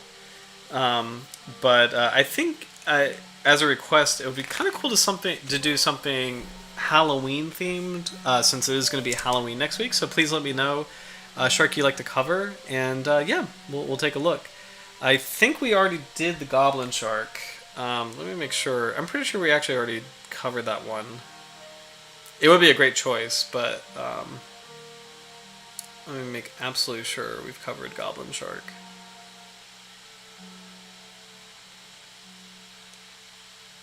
Yep, we did cover the goblin shark. So, but yeah, let me know if you have any Halloween ideas. Oh, Howard, great question. Does the dentition vary between the sexes? If so, it supports a divergent diet. That's a great question, and that would be really interesting. So far in the studies we've been seeing, that hasn't shown up, but that would be really interesting because that other study was saying that the pore distribution differs between the sexes. So that actually, if the dentition differs between the sexes too, that would actually be really, really fascinating, and maybe shed a light on why there's a difference in pore density. So really, really good point. Let's see.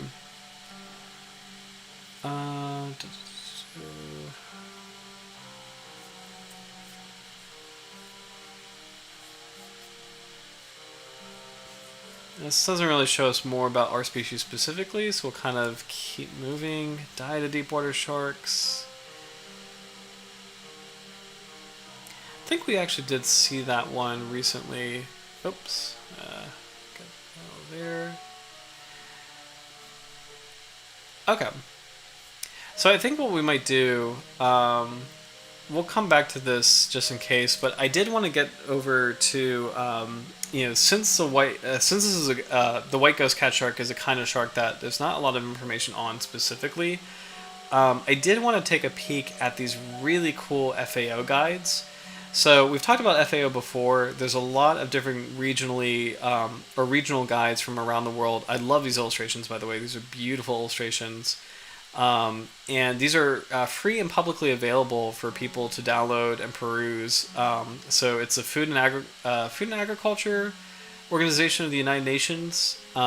So they publish these guides. These are for fishermen primarily, to help identify shark species. But I really love the collections that they have. So we're going to take a look at the deep water ones, with a special focus on Apristurus, since it's such a large genus. We'll kind of take a look, starting with identification guides to the deep sea cartilaginous fishes of the Indian Ocean. So really beautiful illustration here. Ah, Quackers, it's awesome. Definitely agree. I was about to say the covers remind me of Howard's art. That is fantastic. Definitely agree. Oh my gosh, that is excellent. Actually, I'm gonna star that comment. That's awesome, Quackers. Yeah. All right, so we'll take a look. I think what we'll do is we'll jump to aphyodes. If it's is it not gonna let us? Okay, I guess it won't let us. So I guess we'll just kind of take a look. We'll dive deep. Okay, we'll get through how to identify sharks. Okay, so here, actually, yeah, here is Apristurus larsonii in life. And this top photo is probably a very damaged specimen.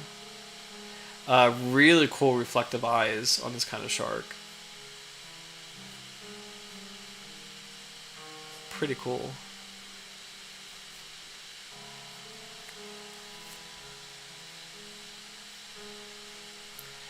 Nice shark classification guide, as well as a ray classification guide.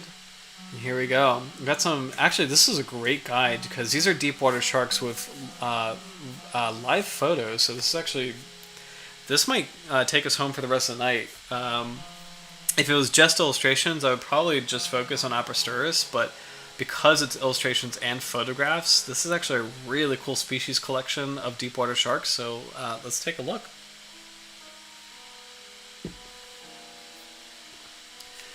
So we got the frilled shark, the classic Chlamydosolacus inguineus. I think there's another kind of frilled shark. Oh my god, it looks just as nervous as its doodle counterpart. So just as a suggestion for next week's Spooky Shark, I think there is the African frilled shark, if I'm not mistaken. Because we did the classic one, but I believe there's another species, which it blew my mind when I found that out. I was like, there's like one and only. Okay, yeah, the South African frilled shark. So there is one. There is another kind of frilled shark in the world. So Chlamydosolacus africana. So that might be a fun one for next week, because these are such freaky looking sharks. They're so they're really incredible, actually, with these huge gaping mouths, these rows of just really spiky teeth, the bulging eyes, the enormous gills that make a frill around the body. They look like true sea serpents. They're so cool. Oh, there you go. No, extinct species Chlamydosolacus africana also occurs in this area, so there is a note on that species. So. Oh, quackers! I just saw this. I totally forgot to mention I did some research into human remains in the seven-gill shark. I didn't find anything there, but I found an incident of one biting a diver's head. Oh my gosh! The diver was a pro and turned out fine. They were really chill. That is so cool. Was this a wild incident, or was this in a aquarium? Did they mention that? Oh yes, and I'm sorry. Could you put a link to this guide in the chat? Yes, absolutely. Let me go ahead and do that. Yeah, I love these guides, and I have to say, by the way, like these are so. Oh, it's a wild incident. That's incredible. Oh my gosh, man! Thanks for bringing that up. Oh my gosh, that's incredible.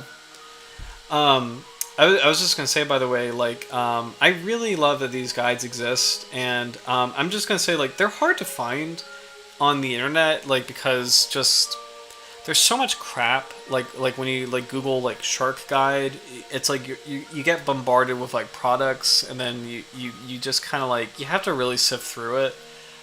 So I really appreciate that these are here. I love that you guys like, want these links, and like are gonna take a look at them later. So that's so cool, because like these kinds of guides and these kinds of websites, I really think they need more attention. They're just quality content. So. Yeah. They got the video too. Wow, the obvious didn't show the person, didn't show the bite when the bit where the person got bit. Gotcha. Shark was very curious and kept bumping into the equipment, and then eventually went for the head. Wow. Thank God for chainmail. Oh my gosh. Yeah, that's wild. And that's actually really great. Thank you for mentioning that too, because it's like, that's a species that I feel like people could underestimate a little bit, because it looks so dopey. It looks so like placid and calm, but it's a huge animal with a really impressive dentition, a lot of power behind it.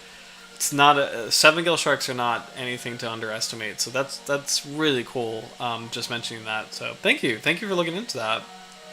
And speaking of which, here's a different kind of seven-gill shark. This is Heptrancus perlo. The sharp-nosed seven-gill. Beautiful reflective eyes here. Really pretty photo, actually. Like, I love that this particular kind of seven-gill shark has like a sleek look. These are deep water sharks, but they're very sharp looking. Like, very sleek. Characteristic lower comb-like teeth with the multiple cusplets. Here's Hexanchus griseus, the blunt-nosed six-gill shark. Very prominent lateral line here. Really wicked teeth right there. Hexanchus nakamurai, the big eye six-gill shark. We did cover that on one stream. Very nice long tail, long upper caudal lobe. Some other deep water sharks. Squatina africana. Which one is this? The African angel shark. Okay. Very pretty individual. I like the squared fins. Some angel sharks kind of have more like triangular looking fins, but this is much more square looking, which is pretty cool. Similar species, Squatina pseudoocellata, Squatina tergocellata. Hey, the white-spotted bullhead shark, Heterodontus ramalhiera. I had no idea this was a thing, actually. That's a really... So this is a deep water kind of bullhead shark. I'm open to this for next week, too. So, like, this one or the South African frilled shark, I'm good to either one, because that's actually really cool that this is a deep water bullhead shark. I had no idea. Whoa! That... Oh man, that look at that. Okay, that's actually really cool looking. Should we do this one next week? Because that's also kind of like Halloween colors. That's an amazing looking shark. Let me make sure. We never did this one, right? I have a heterodontiform playlist. We did not do this one yet, actually. Wow. This is a beautiful looking species. Quackers is in. It's adorable. Yeah, I like the deepwater bullhead. I think this should be the one because it's got this cool. It really looks like this Halloween like color pattern, like the yellow, the dark like lines. Like it looks so cool. I had no idea that there was a deepwater bullhead shark. That's amazing. Beautiful, beautiful species. Look how huge the spines are too. Very prominent looking. Gorgeous, huge dorsal fins. I really like this one. A rare, little-known benthic shark of the outer continental shelf and uppermost slope. Very cool. Okay. What do you think, Howard? Quackers votes yes. Do you like this shark as well for next week? Oh man, this is so cool looking. Yeah. Young individuals, including hatchley, have been found off southern Mozambique. The shark was once recorded on a sandy bottom, but little else is known about its habitat preference. So, yes, Quackers, I definitely agree. The palette is beautiful. I think this is the one. So let me type this in. White spotted bullhead shark.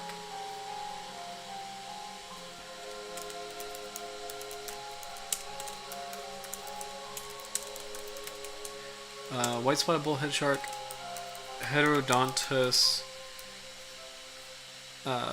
ramalhiera. Gotcha.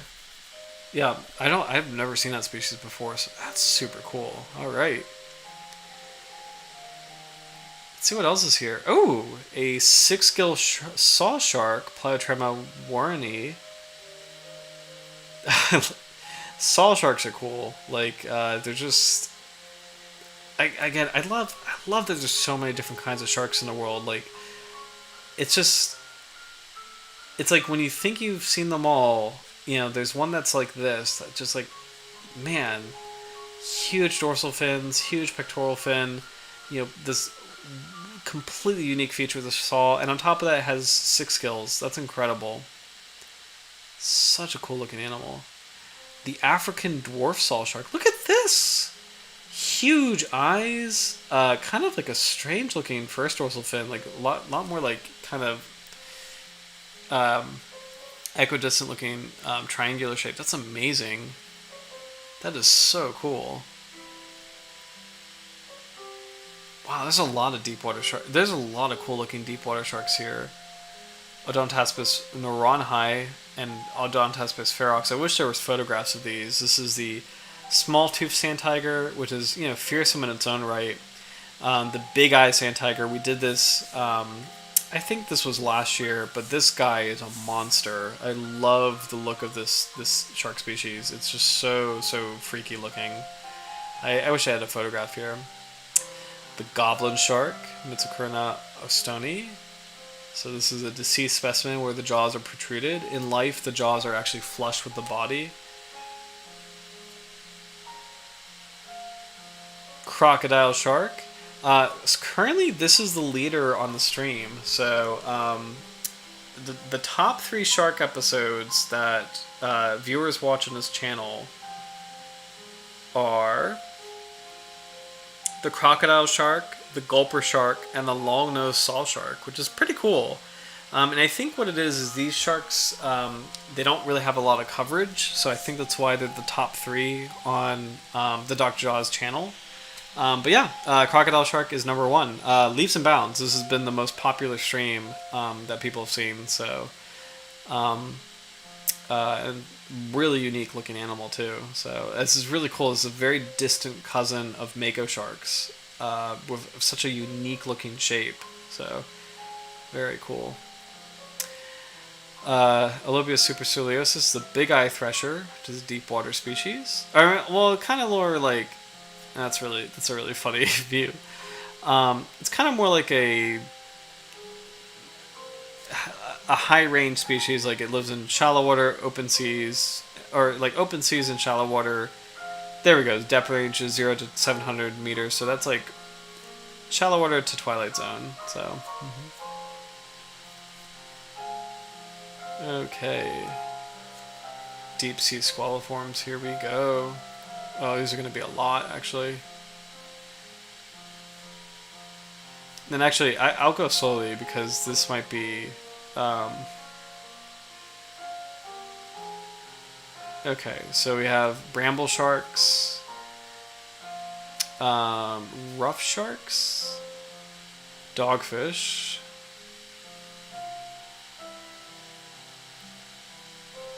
all of these are so cool. Swimming in the open, in the deep water. Gulper sharks. Lantern sharks. Sleeper sharks. This one's cool. Centroschimus stony. Oh, there's Centrosolacus crepidator. This is the one that was declining. Whew, so many. This one's beautiful. Schimodelechias albicauda.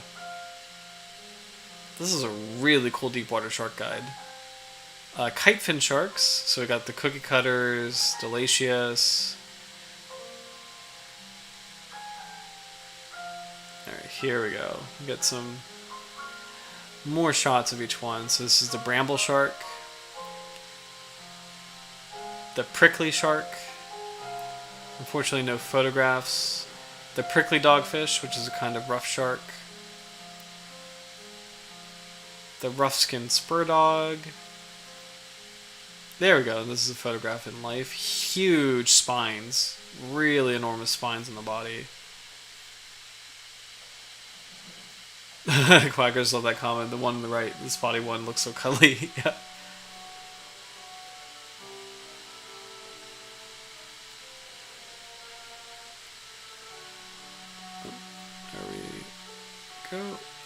The short-nosed spur dog. I'll zoom out a little bit. This is a cute-looking kind of dogfish.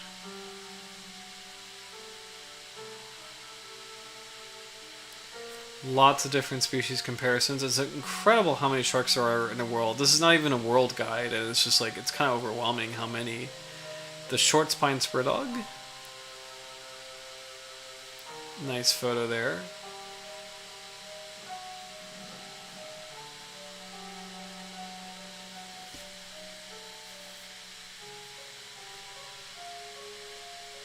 The gulper shark. These are super cool.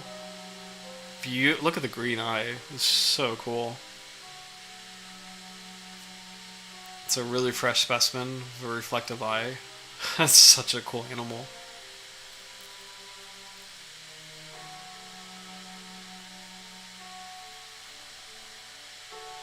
Yeah. The which one is this? The leaf scale gulper shark. I just realized it's almost 10:50, so I should probably. There's so many of these. I should probably kind of zoom a little bit faster to get to our White Ghost Catshark.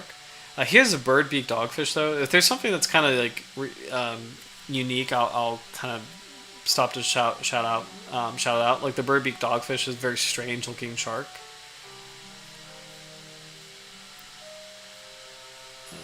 These are some of the lantern sharks. We did cover quite a few of them recently, so we don't need to spend too much time on them.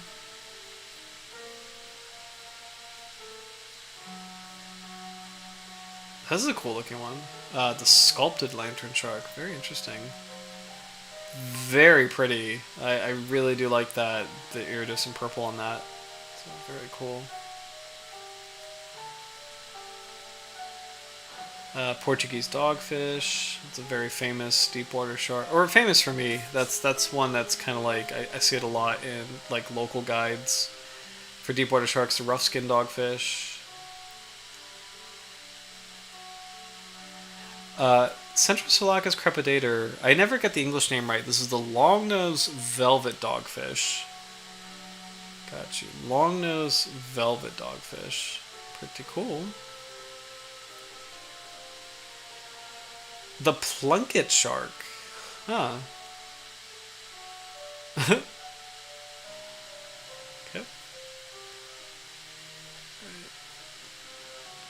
Velvet dogfish. Wow, great photographs of this.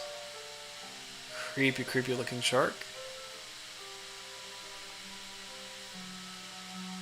Oh, here we go. I do want to see this. The white-tailed dogfish. This is such a pretty color pattern. Scynodelaceus albicauda. Oh, it's so strange looking. In life, you know, like it's like the illustration is really pretty in life, and this could be specimen damage, but that's such a it's a very mottled looking pattern. Very interesting. So these are the sleeper sharks. The southern sleeper shark. It's a cousin of the Greenland shark. Kitefin shark. Pretty famous. Pygmy shark. Actually, yeah, pygmy sharks are, I think they're famously the smallest shark, potentially in the world. I think there's a couple sharks that can lay claim to that title. Oh, cookie cutter shark, very scary. I don't know if you were here for this, Quackers, but there was a stream where covering cookie cutter sharks, and they are known to bite people. In Hawaii, especially, is unfortunately a place where people will go swimming at night, and they actually have been bitten by cookie cutter sharks, which is excruciatingly painful. So cookie cutter sharks is one of the few deep water small sharks that has been listed for shark attack in the shark attack file. So.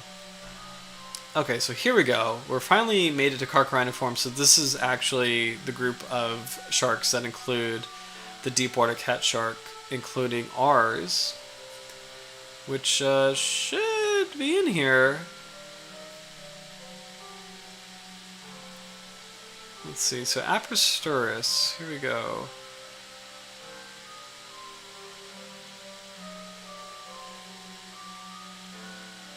Okay. Oh, actually, you know what? I'm sorry. No, it's not. Ours is not in here. But I did, because this is India. But I pulled this guide up to see deep water sharks. So we can look at the other Apristurus sharks. And then here's especially the Apristurus spongiceps groups, because that's the one that's closest to the White Ghost Catshark. And actually, what makes this group different? The snout is wide and short. The body is stout, and the upper labial furrow is equal or shorter than the lower. So that apparently is what makes that group different. But yeah, so our cat shark isn't here, but we can take a look at Ampliceps, Bucephalus, Microps, and Pinguis, which are the ones that will be most closely related to it. So some of these look really cool, though.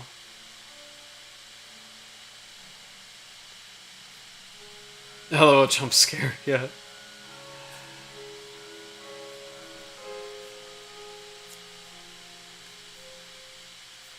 Let's see. Black rough scale cat shark. Cool, creepy looking photo. Which one is that? Asper.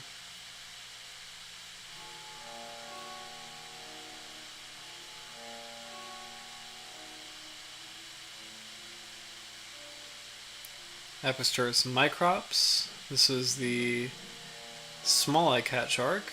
It's a pretty famous one.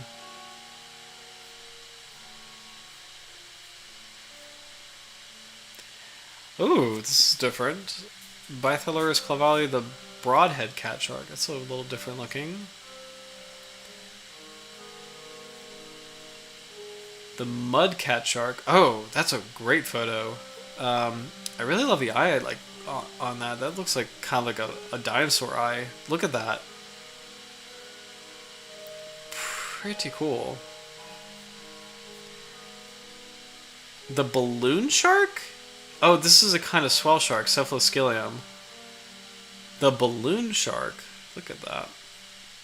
So this is a same genus as a classic swell shark. So this is a kind of shark that will actually puff up its body to wedge itself in crevices, or to choke any potential prey items. The honeycomb Isaac. In South Africa, the grinning Isaac. In South Africa, a lot of cat sharks, they have a name either Isaac or Eddie. That's a really pretty shark. Isn't it the biodiversity incredible? Like, it's incredible how many sharks exist in the world. Like, you know.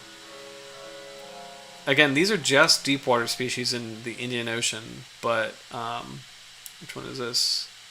The African spotted cat shark. But it's just such an impressive diversity. Comoro cat shark. The harlequin cat shark. This is a gorgeous, gorgeous shark. I wish there was a photo in life. The pygmy ribbon-tail cat shark. Pretty cool look. Oh, this is a different kind of ribbon-tail cat shark here. The false cat shark, Pseudotriachus microdon, very famous deep water species. The big nose shark. Now we're getting into some larger animals. I think we're almost at the end of the document. And actually, that's it.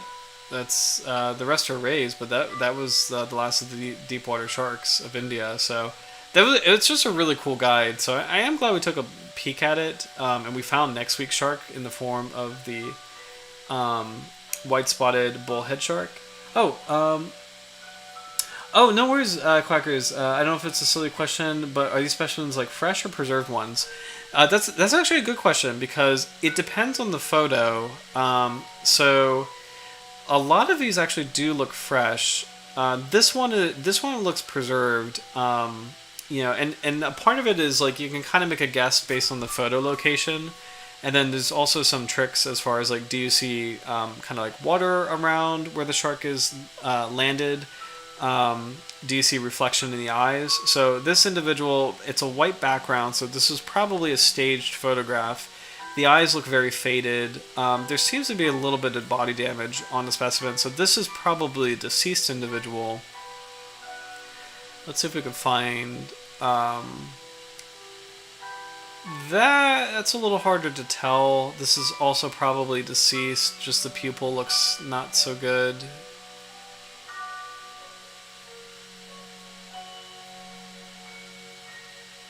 It's not really clear to tell what's going on in that photo. This might be a recently deceased specimen because there's a lot of like light in the eyes right here, and overall the shark looks pretty intact. A lot of red coming up, like there's like a pinkish tinge to the skin pigment. So this is probably a shark that's stressed out a lot upon capture. Let's see. That is a very deceased specimen, a lot of damage. I know there's a couple shots of like just recently landed sharks, so I do want to scroll up to that one, to at least one, and then we'll probably call it a night since it's almost 11 over here. This looks really fresh right here. This one down here, actually.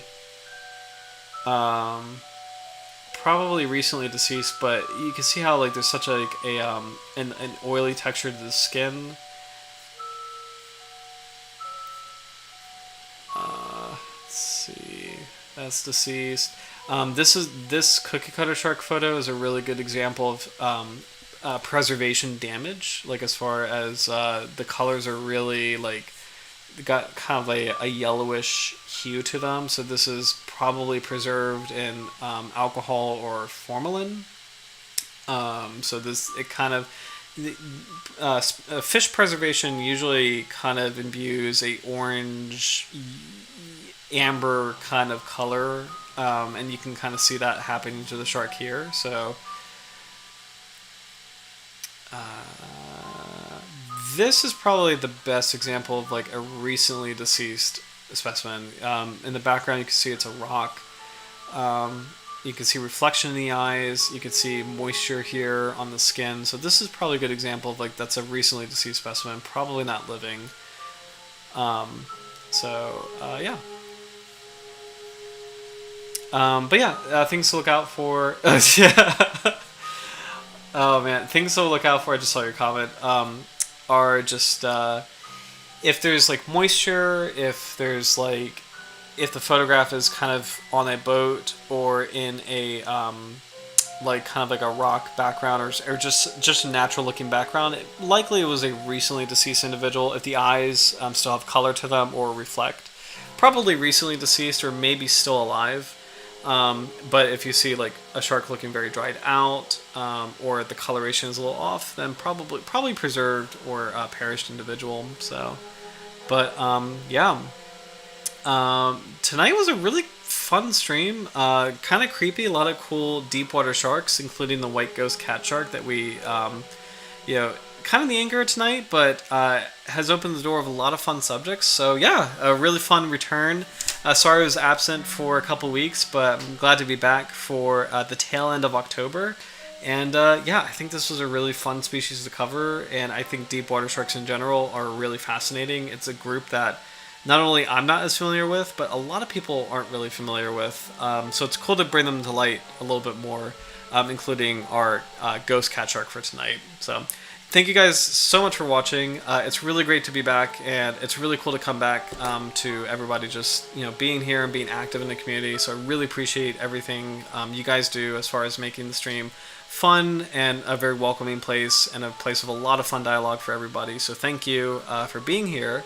And I'm really glad we could spend this time together. So cheers to a really fun shark. Next week, Halloween week, we will cover a beautiful deep water bullhead shark. I had no idea such a thing existed. The white spotted bullhead shark, Heterodontus ramalhira. Okay. Heterodontus ramalhira. I have to probably practice that a little bit. But that's going to be really fun. Gorgeous specimen, rare, and I think really fun for Halloween. But thank you guys so much. Hope you have a great rest of your week, and I will see you next week for our special deep water bullhead sharks. Bullhead shark. I I said bull shark really quickly, so it almost sounded like our special deep water bullshit. No, bullhead shark. I apologize. YouTube doesn't care about censorship, but that was a conflation of words on a Monday night. So, white spotted bullhead shark. So. Whoops. Yeah, thank you, Quackers. Yeah. Oh my gosh. Well, cheers. Have a great night, guys. Happy spooky season. I will see you next week, Halloween, for our bullhead shark. So, take care, guys. Bye.